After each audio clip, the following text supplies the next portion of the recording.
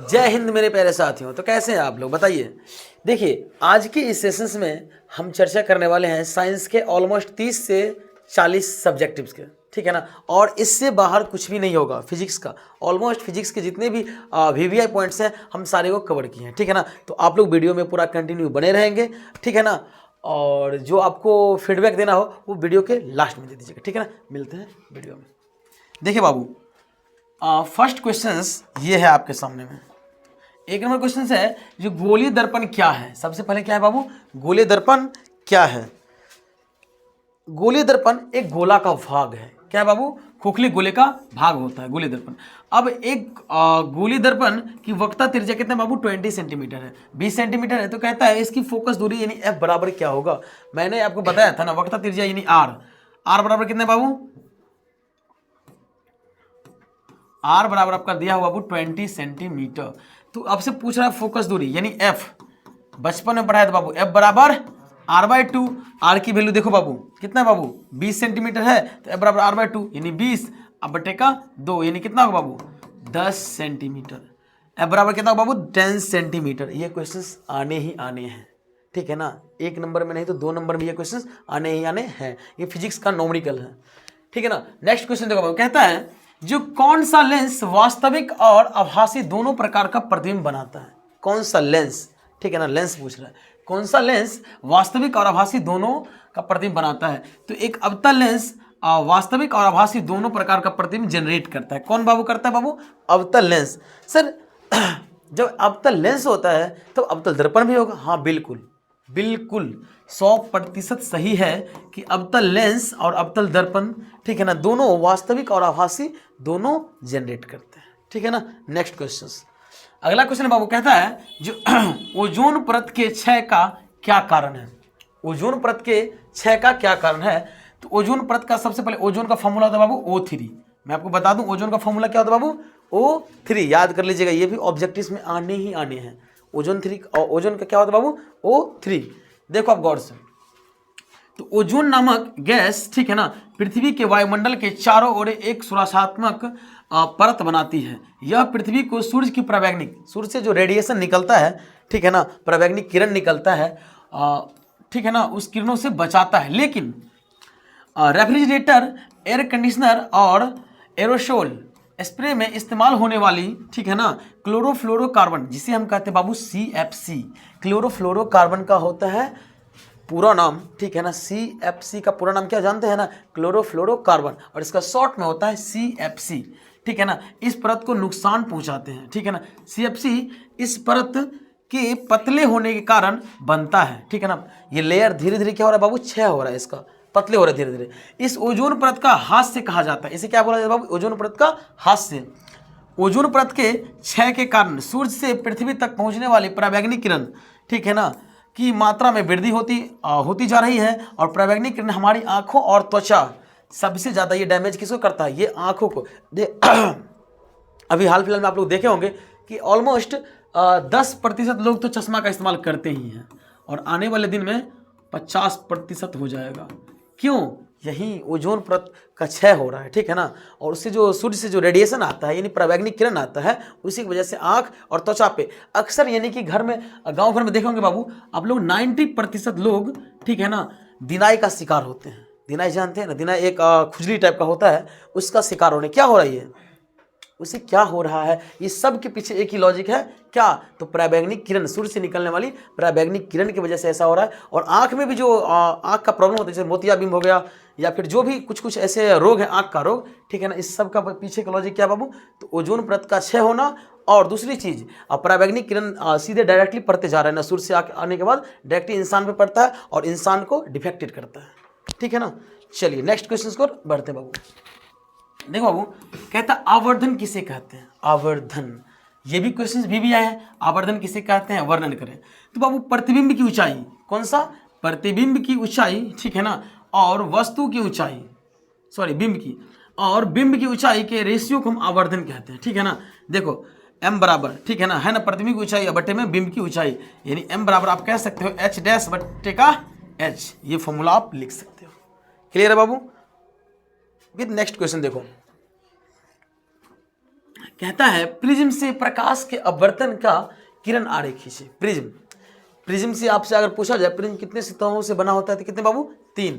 ये देखो गौर से, कहता है अपवर्तन के किरण का आरेख खींचे। अपवर्तन, अब देखो कहाँ से लाइट पड़ रहा है और कहाँ से निकल रहा है। अगर मान लो यहाँ से लाइट पड़ रहा है, ठीक है ना, ये क्या होगा, इधर रिफ्लेक्ट करेगा, रिफ्लेक्ट कर दे इधर, ठीक है ना, और एक निर्गत होकर यहाँ आया, ठीक है ना। यहाँ आने के बाद क्या होगा, अब यहाँ से, ठीक है, अब इधर से भी एक ले लो N2 से, ठीक है ना, इधर से क्या हुआ, इधर आएगा और यहाँ भी रिफ्लेक्ट करके निकाल दिया। अब ये देखो, ये जो रिफ्लेक्ट किया है, ठीक है ना, तो इस पे बनाना, और ये यहाँ से यहाँ आया और ये यहाँ से ऐसे, फिर यहाँ से क्या हो रहा है, ये एक नॉर्मल बनता है बीच में, क्या बना, एक तो नॉर्मल। अब फिर ये जो था वर्चुअली लाइन में यहाँ क्रिएट करेगा और ये यहाँ क्रिएट करता और एक एंगल ये क्रिएट करता और इधर से ये हो गया और इस साइड से ये हो गया। मतलब टोटली इसमें स्नेल का नियम काम करता है। स्नेल का नियम आप पढ़े होंगे ना। स्नेल नियम क्या था बाबू, साइन आई बटे का साइन आर, ठीक है ना। इसी लॉ पे ये काम करता है प्रिज्म में भी, ठीक है ना। नेक्स्ट पे बढ़ते हैं। अगला बाबू, जो विद्युत धारा के चुंबकीय प्रभाव, विद्युत धारा के चुंबकीय प्रभाव से संबंधित दक्षिण हस्त नियम। दक्षिण हस्त नियम क्या होता है बाबू, दक्षिण का मतलब दाहिना हाथ वाला नियम, अंगूठा का नियम लिखिए, ठीक है ना। तो दक्षिण हस्त नियम के अंगूठा किसी धारावाही चालक, अंगूठा किसको करता है बाबू, किसी धारावाही चालक तार का को दाएं हाथ की मुट्ठी, ठीक है ना, ऐसे करके बनाया जाता है, ऐसे करके, ठीक है ना, दक्षिण हस्त नियम में, ठीक है। इस प्रकार पकड़े कि अंगूठा, ये जी ऊपर वाला, ये किसका संकेत करता है बाबू, धारा की दिशा का। ये अंगूठा किसका करता है बाबू, धारा की दिशा का संकेत करते हैं। तो हाथ की अन्य उंगलियां चुंबकीय क्षेत्र की चुंबकीय उंगलियां चुंबकीय बल रेखाओं की दिशा की ओर बताती है, ठीक है ना। क्लियर है, ये पूछने के चांसेस बहुत कम है। चलो अगला है बाबू, जो जैविक आवर्धन से आप क्या समझते हैं। हाँ, ये क्वेश्चंस आने के चांसेस 90% लिख लो, 90%। किसी सीटिंग में तो आएगा, या तो फर्स्ट सीटिंग में आएगा या तो सेकंड सीटिंग में आएगा। कहेगा फसलों की उत्पादकता बढ़ाने एवं विभिन्न रोगों से बचाने के लिए, फसल की उत्पादकता को बढ़ाने के लिए, जैसे अगर मान लीजिए 1 कट्ठा में 3 मन चावल उपजता है तो लोग चाहते हैं 3 के बदला में 6 क्यों नहीं हो जाए, ठीक है ना। उसी के लिए क्या करते हैं, विभिन्न प्रकार के खाद का इस्तेमाल करते हैं, रासायनिक पदार्थ जैसे कि कीटनाशक, उर्वरक आदि का उपयोग करते हैं। वे कीटनाशक फसलों में संचित हो जाते हैं तथा आहार श्रृंखला द्वारा ये विभिन्न पोषी स्तर में होते हुए अंततः मानव शरीर में प्रविष्ट हो जाते हैं। समझ में आया ना। इसे ही आवर्धन कहा जाता है बाबू, इसे ही जैव आवर्धन कहते हैं। देखो इसे ही कहते हैं बाबू जैविक आवर्धन। फिर से सुनो गौर से, गौर से देना। कहता है फसलों की उत्पादकता बढ़ाने के लिए 1 कट्ठा में 4 मन के बदला में 8 मन उपजाने के लिए, ठीक है ना, लोग क्या करते हैं, विभिन्न प्रकार के खाद, उर्वरक या फिर रासायनिक दवाइयाँ का इस्तेमाल करते हैं। इसी की वजह से फसल तो बढ़ जाती है उत्पादकता, लेकिन उत्पादकता बढ़ने के साथ साथ फसल हो जाते हैं डैमेज। उस डैमेज फसल को अगर खाइएगा, ठीक है, तो उसमें भी रासायनिक कीटनाशक दवा गया ना, और वो हमारे शरीर में डायरेक्टली प्रोपोर्शनल टू आ जाता है। इसी के लिए इसे कहा जाता है बाबू जैविक आवर्धन, ठीक है ना। इस जैव आवर्धन के कारण मनुष्य के विभिन्न खाद्यान्नों से ये रासायनिक एकत्रित हो जाते हैं, जिन्हें किसी प्रकार भी इन खाद्यान्नों से अलग अलग नहीं किया जा सकता है। इसे अलग नहीं कर सकते आप। देखिए नेक्स्ट क्वेश्चन है, जो विभव और विभवांतर का ऐसा मात्रक क्या होता है। ये 1 नंबर में आएगा, यानी ऑब्जेक्टिव क्वेश्चन है। तो विभव और विभवांतर का ऐसा मात्रक वोल्ट होता है, जिसे हम V से सूचित करते हैं। जिसे किससे सूचित करते हैं बाबू, V से सूचित करते हैं। समझ में आया क्या, इसका ऐसा मात्रक भी क्लियर हो गया। नेक्स्ट अगला देखो, कहता है उत्पादकता से आप क्या समझते हो। उत्पादकता से आप क्या समझते हो, देखो गौर से। तो वे हरे पेड़ पौधे जो प्रकाश संश्लेषण प्रक्रिया से सूर्य के प्रकाश और क्लोरोफिल की उपस्थिति में अकार्बनिक पदार्थ से कार्बनिक पदार्थ का निर्माण कर सकते हैं, उन्हें हम उत्पादकता कहते हैं। उन्हें क्या कहते हैं बाबू, उत्पादकता कहते हैं। समझ में आया बाबू, क्लियर है यहां तक। अब देखो कहता है जो उत्तल, ठीक है ना, उत्तल दर्पण और अवतल दर्पण के 3 उपयोग को लिखें। उत्तल दर्पण और अवतल दर्पण के 3 उपयोग को कहता है आपसे लिखने के लिए। तो पहला, जहाँ पे आप बाल बनाने के लिए जाते हो, यानी हजामती दर्पण के रूप में, हजामती करता है दर्पण के रूप में, ठीक है ना। रोगियों का नाक कान आदि को, गला उला को देखने के लिए। तीसरा है सोलर कुकर में, सोलर कुकर में भी इसका इस्तेमाल किया जाता है बाबू। नेक्स्ट है उत्तल का, उत्तल दर्पण वो देखो स्ट्रीट लाइट जानते हैं आप लोग, गाँव घर में लगता है। उसके बाद है मोटर कार में ड्राइवर के सीट के पास साइड मिरर के रूप में किया जाता है, बिल्कुल सही है। उसके बाद है आवर्धक कांच के रूप में, ठीक है ना। तो ये आप लोग लिख दीजिएगा, फिर से आपको 2 नंबर मिल गया। ये भी BBI क्वेश्चन है, आस्किंग रेट इसका 100% है। अगला क्वेश्चन है जो आहार श्रृंखला क्या है, आहार श्रृंखला क्या है, एक उदाहरण देकर समझाइए। तो किसी भी परितंत्र में जीवों की यह श्रृंखला जिनमें भोजन के माध्यम से ऊर्जा का प्रवाह होता है आहार श्रृंखला कहलाता है। यह निम्न प्रकार के होते हैं: वन पारिस्थितिक तंत्र, घासथली पारिस्थितिक तंत्र इत्यादि। एक वन पारिस्थितिक तंत्र में घास का भक्षण, देखो गौर से, अब है मेन मुद्दा इसमें। घास का भक्षण कौन करता है बाबू? हिरन करता है। अब हिरन का भक्षण कौन करता है बाबू? बाघ करता है, बाघ या शेर कर लेता है, ठीक है ना। भक्षण का मतलब है खाना, भक्षण का मतलब खाना। यहाँ हिरन प्राथमिक हो गया, उपभोक्ता है, और बाघ या शेर सर्वोत्तम उपभोक्ता है। जैसे अपना लोग देखिए, एक है ना घास खाता है बकरी, ठीक है ना, घास खाया बकरी, और बकरी को कौन खाया बताओ? हम खाते हैं, तुम खाते हो, समझ गए ना। तो अपना लोग कौन है बाबू? सर्वोत्तम क्या? उपभोक्ता। वो बकरी क्या है? प्राथमिक हो गया वो। चलो अगला है जो वर्ण विक्षेपण में किस वर्ण का प्रकाश का विचलन सबसे ज्यादा होता है? वर्ण विक्षेपण में, ठीक है ना। तो वर्ण विक्षेपण में बैगनी कलर का, किसका बाबू? बैगनी कलर का प्रकाश का विचलन सबसे अधिक होता है। अगला क्वेश्चन कितना बवाल सा क्वेश्चन है, कहता है जो अवतल दर्पण और उत्तल दर्पण में अंतर स्पष्ट करें। ये क्वेश्चंस VBI क्वेश्चंस हर साल अप्रोक्सीमेटली पूछ लेता है। अवतल दर्पण उत्तल दर्पण में अंतर, देखो तो सबसे पहले अवतल में चलते हैं। तो वैसा दर्पण जिसका परावर्तक सतह धसा होता है, क्या होता बाबू? अवतल में देखो धसा होगा, उत्तल में देखो उठा होगा, सीधी बात, नो बकवास। वैसा दर्पण जिसका परावर्तक सतह, ठीक है ना, जिसका धसा हो, उसे हम अवतल दर्पण कहते हैं। Got it. उसके बाद है इसमें वैसा दर्पण जिसका परावर्तक सतह, ठीक है ना, उभरा हो, उभरा मतलब उठा, उभरा हो, उसे हम उत्तल दर्पण कहते हैं। देखो सीधी बात आ गया ना। दूसरी चीज, अवतल दर्पण का फोकस दूरी ऋणात्मक होता है, हमेशा याद रखना। अवतल दर्पण की फोकस दूरी जो होता है बाबू नेगेटिव होता है, नेगेटिव, जिसे हम कहते हैं ऋणात्मक। और इसका क्या होगा बाबू? पॉजिटिव होगा, ठीक है ना। क्लियर है यहाँ तक। तीसरा, जो अवतल दर्पण में बड़ा एवं छोटा दोनों प्रतिबिंब बनते हैं। किसमें बनता है बाबू? अवतल दर्पण में बड़ा और छोटा दोनों बनते हैं। कैसे सर जी? थोड़ा बताइए ना, एक्सप्लेन करके बताते हैं। अगर जितना पास रखोगे तो बड़ा बनेगा, जितना दूर रखोगे उतना छोटा बनेगा। क्लियर है। लेकिन उत्तल दर्पण में हमेशा छोटा प्रतिबिंब बनता है। ऑलवेज रिमेंबर दैट, उत्तल दर्पण में हमेशा छोटा बनता है, इसीलिए गाड़ी के साइड मिरर में हम उत्तल दर्पण का इस्तेमाल करते हैं। Got it. चलिए अब अगला क्वेश्चन है जो सूर्योदय के समय सूर्य रक्ताभ क्यों प्रतीत होता है? मतलब खून की तरह क्यों दिखता है, यही बात ना। जैसा कि हम लोग जानते हैं कि लाल रंग का तरंग दैर्ध्य सबसे क्या होता है बाबू? ज्यादा होता है, जिसके कारण उसका प्रकीर्णन सबसे कम होता है। अब जिस चीज का प्रकीर्णन क्या कहते हैं, तरंग दैर्ध्य सबसे ज्यादा होगा, उसका प्रकीर्णन सबसे कम होता है। अब देखो, और वह ज्यादा दूरी तय करता है, इसीलिए सूर्योदय एवं सूर्यास्त के समय सूरज क्या दिखता है बाबू? लाल लाल दिखता है, रेड रेड दिखता है, रेड रेड दिखता है। जब सूरज उगे तब, और जब सूरज डूबे तब। क्लियर है। अगला क्वेश्चन कहता है हम वाहनों में उत्तल दर्पण को पक्ष दृश्य दर्पण के रूप में वरीयता क्यों देते हैं? ठीक है ना। देखो तो उत्तल दर्पण में बना प्रतिबिंब, उत्तल दर्पण में जो बना प्रतिबिंब होता है वो सीधा एवं छोटा होता है। मैंने बताया था कुछ देर पहले भी, उत्तल दर्पण में कैसा बनता है बाबू? प्रतिबिंब सीधा बनता है एवं छोटा बनता है, ठीक है ना।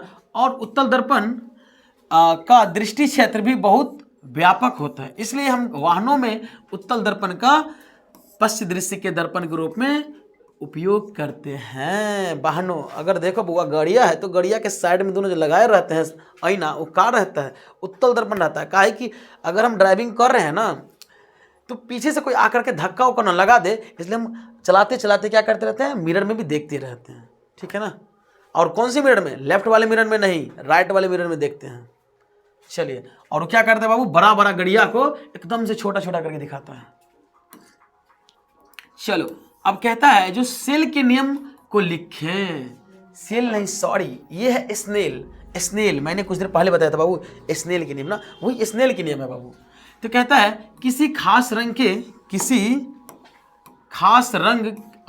के प्रकार के लिए आपतन कोण की जया साइन आर तथा आपतन कोण की जया साइन आर का अनुपात एक नियतांक यानी म्यू के बराबर होता है, अर्थात म्यू बराबर होता है साइन आई, ठीक है ना, अब बट्टे का साइन आर। यही होता है बाबू स्नेल का नियम। जल्दी से कमेंट करो स्नेल का नियम क्या होता है, जल्दी से कमेंट कीजिए आप लोग, जल्दी फास्ट कमेंट कीजिए जल्दी, स्नेल का नियम क्या होता है। चलो तब तक अगला क्वेश्चन देखते हैं। कहता है पोषी स्तर क्या है? क्या है बाबू? पोषी स्तर क्या है? एक आहार श्रृंखला का उदाहरण दीजिए। पोषी स्तर क्या है? यानी पोषी को बोला जाता है बाबू होस्ट। क्या बोला जाता है? पोषी को होस्ट बोला जाता है, ठीक है ना। तो परितंत्र के आहार श्रृंखला में क्रमबद्ध तरीके से कई जीव एक दूसरे पे, ठीक है ना, जुड़े रहते हैं, एक दूसरे क्या रहते हैं बाबू? जुड़े रहते हैं, जिसे हम परितंत्र के आहार श्रृंखला का प्रत्येक क्षण एक पोषी स्तर को निरूपित करता है। पारिस्थितिक तंत्र में 4 या 5 उससे भी अधिक पोषी स्तर की संभावनाएं हो सकती है। इसे निम्न आहार श्रृंखला द्वारा समझाया जा सकता है। जैसे में देखो, पेड़ को खाता है हिरन, हिरन को खाया कौन? बाघ, बाघ को भी कोई खाएगा नहीं। पेड़ को हिरन, हिरन को बाघ, इसे ही कहते बाबू पोषी स्तर का एक आहार श्रृंखला। अंग्रेजी में इसे बोला जाता है अप्रोक्सीमेटली, मुझे लगता है फूड चेन, ठीक है ना। चलो अगला क्वेश्चन से एकदम से रंगीन वाला, जो सीएनजी गैस क्या है? सीएनजी बउआ रे, सीएनजी का फुल फॉर्म किसी को पता है क्या? अगर पता है तो जल्दी से कमेंट करो ना, सीएनजी का फुल फॉर्म क्या होता है? सीएनजी का कौन कमेंट कर रहा है? चलो आप लोग जल्दी से कमेंट कीजिए, तब तक हम बता देते हैं। बाबू सीएनजी का फुल फॉर्म होता है कंप्रेस्ड नेचुरल गैस, ठीक है ना। तो सीएनजी गैस के रूप में लगभग 80% से 90% मीथेन युक्त रहता है। क्या रहता है बाबू? मीथेन हाइड्रोकार्बन का एक मिश्रण में कम ऊर्जा घनत्व होता है, क्योंकि इसे 200 से 250 केजी के दबाव पर संपीड़ित किया जाता है। यह गैस को एक सिलेंडर में स्टोर करने के लिए वाहनों को सक्षम बनाता है और इस प्रकार, ठीक है ना, इसे संपीड़ित प्राकृतिक गैस कहा जाता है। सीएनजी। सर सीएनजी का इस्तेमाल कहाँ होता है? क्या सीएनजी के द्वारा हम भोजन बना सकते हैं क्या? तो नहीं आंसर, ठीक है ना। सीएनजी के द्वारा आप बाइक चला सकते हैं, सीएनजी के द्वारा कार चला सकते हैं, क्योंकि सीएनजी सस्ता होता है, ठीक है ना। पेट्रोल के अकॉर्डिंग सस्ता होता है और एसपी के अकॉर्डिंग भी सस्ता होता है। चलिए, हाँ ई है बउआ मोस्ट वीवीआई, सबसे ज़्यादा जो वीवीआई है, ठीक है ना, वीवीआई, ठीक है। ये क्वेश्चन कहता है फ्लेमिंग के दक्षिण हस्त नियम को लिखें, ठीक है ना। फ्लेमिंग के दक्षिण हस्त को नियम को लिखें। तो मैक्सवेल, ये किसका हाथ है बाबू? ये मैक्सवेल का हाथ है, ठीक है ना। मैक्सवेल के दक्षिण हस्त नियम के अनुसार किसी धारावाही चालक तार को दाएं हाथ की मुट्ठी में देखो कैसे पकड़ा है, एकदम से ऐसे करके पकड़ा है ना, ऐसे देखो, ऐसे है, क्लियर है, गॉट इट। उस पर इस प्रकार पकड़े कि अंगूठा धारा की दिशा को संकेत करे। ये मोमेंटम ऑफ कंडक्टर है। ये किसका डिनोट करता बाबू? ये धारा, ए बेटा, ये धारा को डिनोट कर रहा है, रिप्रेजेंट्स कर रहा है, ठीक है ना। तो हाथ की अन्य उंगलियां चुंबकीय बल की रेखाओं की, ये सब जो है ना बाबू चुंबकीय बल की, देखो है ना, करंट इंडक्टर, ठीक है ना, इन कंडक्टर, ठीक है, दिशा को बतलाते हैं। इसी कहते हैं बाबू मैक्सवेल का दक्षिण हस्त नियम। याद कर लेना वीवीआई क्वेश्चन से, और ये बनाना भी मत भूलना, ये इजी है बनाना। एक बार कैसे करना, देखो ऐसे से करना,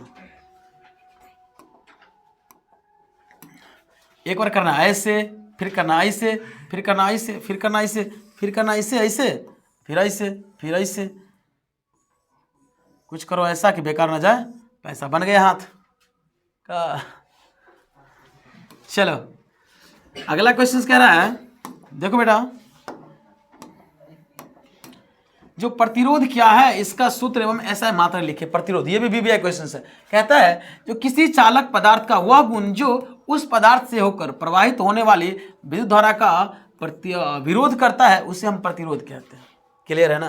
प्रतिरोध नहीं कहता है, हमको प्रतिरोध का मतलब समझो। वोल्टेज क्या करता है?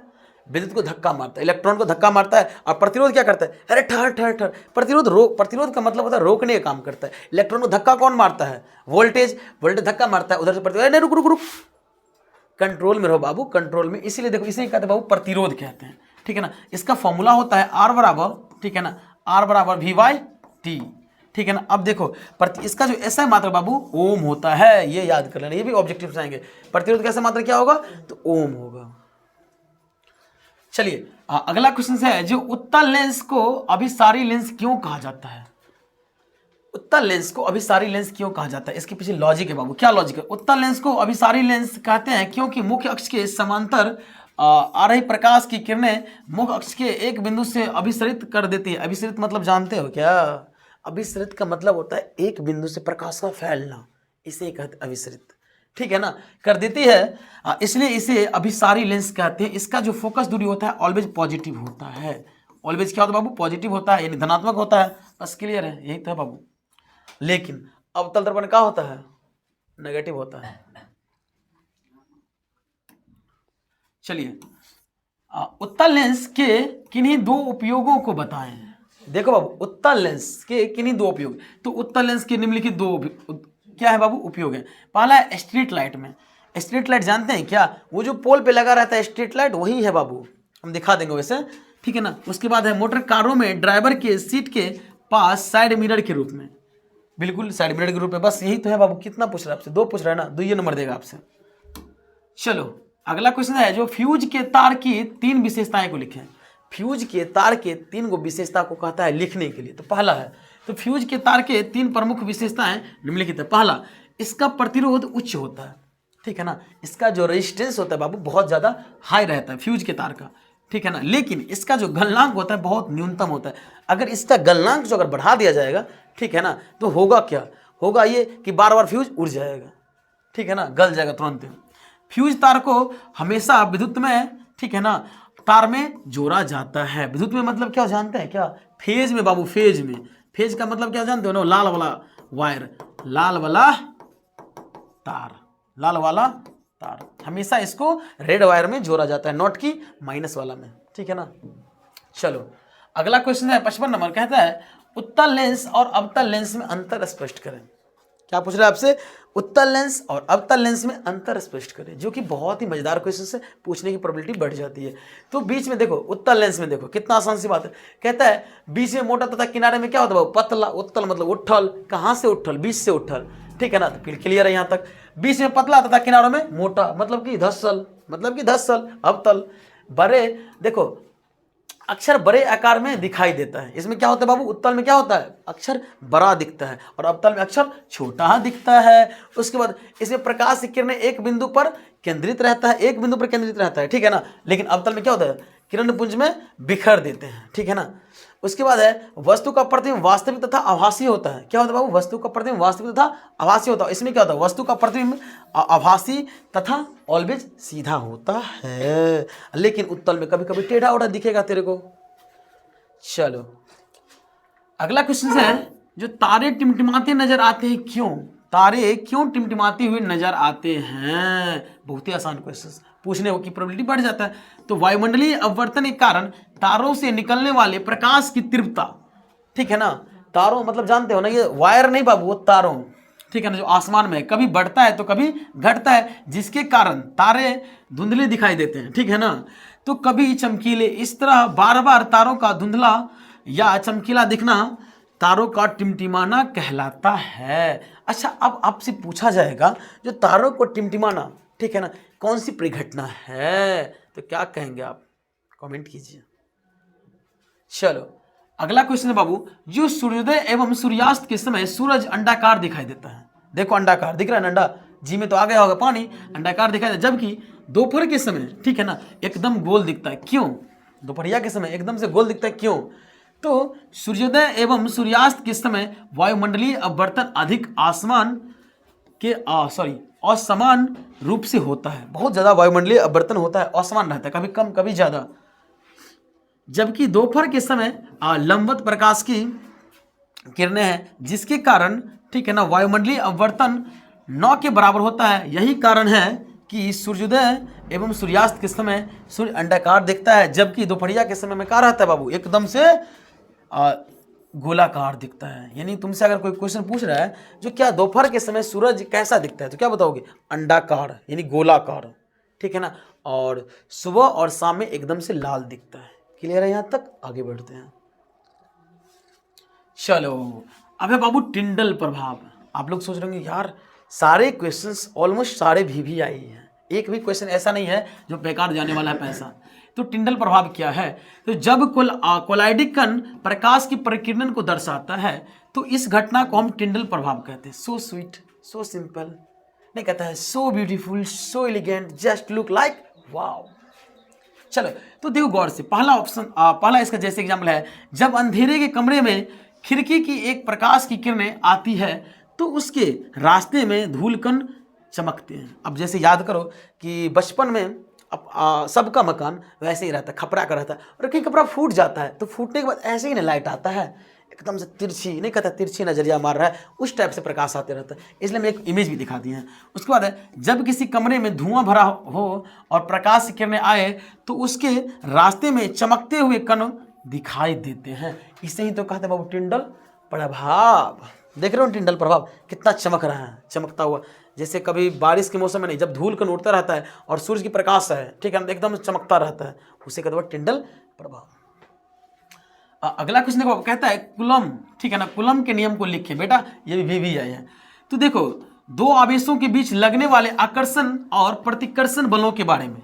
आकर्षण, आकर्षण मतलब अट्रैक्ट करना, प्रतिकर्षण मतलब रिपील करना, धक्का देना, ठीक है ना। अब जैसे देखो गर्लफ्रेंड मतलब बोले जो गर्लफ्रेंड से क्या होता है, अट्रैक्शन बनता है, बट क्या करना बाबू, रिपील करना, धक्का देना, ठीक है ना, जरूरत नहीं है, ठीक है ना। तो दो आकर्षण के बीच लगने वाले आकर्षण और प्रतिकर्षण बलों के बारे में एक नियम का प्रतिपादन, ठीक है ना, किए जाए, जिसे कूलम का नियम कहते हैं। इस नियम के अनुसार, ठीक है ना, इसमें लगने वाला बल दो आवेशों के गुणनफल का सीधा समानुपाती होता है।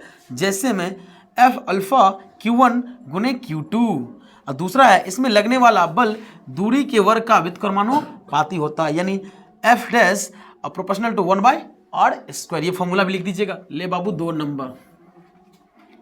चलिए अगला क्वेश्चन है सीधा क्वेश्चन, जो अर्धचालक पदार्थ किसे कहते हैं? अर्धचालक पदार्थ, अर्धचालक पदार्थ किसे कहते हैं? तो वैसा पदार्थ जिसकी चालकता और चालक अचालक के बीच का हो उसे हम अर्धचालक कहते हैं। जैसे में जर्मेनियम और सिलिकॉन। ये क्वेश्चन आ सकता है 2 नंबर में। हाँ, लास्ट क्वेश्चन है, जो श्रेणी क्रम और समांतर क्रम में क्या अंतर है?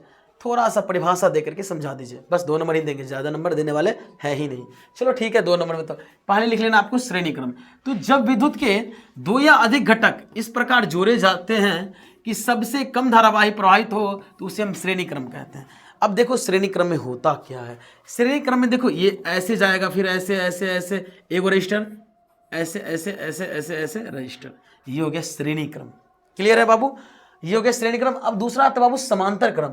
तो जिस परिपथ में सभी घटक समांतर क्रम में जुड़े होते हैं उसे हम कहते हैं समांतर परिपथ। सर कैसे? अच्छा ठीक है, देखो देखो देखो, ये है समांतर क्रम। क्लियर है ना? चलो इसे ऐसे ऐड ऑन करना, इसे ऐसे ऐड ऑन करना, इसे ऐसे करना, इसे बेटा ऐसे करना। ये हो गया बाबू समांतर क्रम में, ठीक है ना। इसको ऐसे करके, फिर ऐसे करके, फिर ऐसे प्लस, ये हो गया प्लस, ये हो गया माइनस, ऐसे लगाना, एक की लगा देना, पढ़ाए थे ना बचपन में। और यहाँ से करंट को फ्लो करवा देना। उसके बाद देखो ये हो गया समांतर क्रम, ठीक है ना। चलिए अब बताइए जो आज का ये वीडियो आपको कैसा लगा, ठीक है ना। और अगर आपको अच्छा लगा तो please like this video and subscribe this channel and thanks for watching.